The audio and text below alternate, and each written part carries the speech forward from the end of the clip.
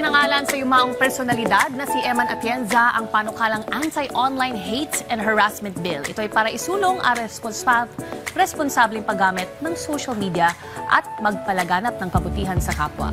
Narito ang ating ulat.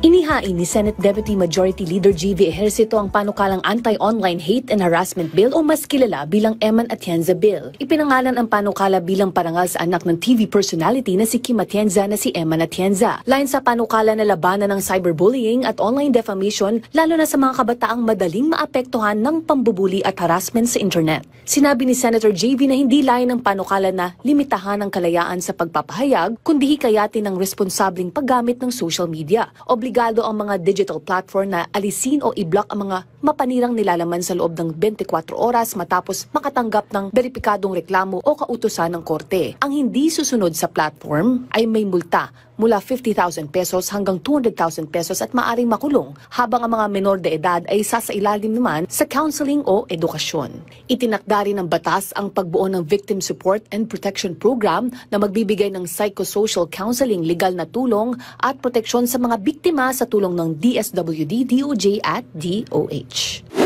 Nag-post ang aktres at mga awit na si Shasha Padilla kamakailan sa social media upang ipaalam at bigyan ng babala ang kanyang mga taga-subaybay tungkol sa isang webpage na tinatawag na Shasha Daily Life na nagkakalat ng maling impormasyon at ginagamit ang kanyang pangalan at imahe sa pagbebenta ng kanilang mga produkto. Ang mga imahe ng aktres ay ginawa umano sa pamamagitan ng AI para magmukhang nag-promote din siya ng online gambling.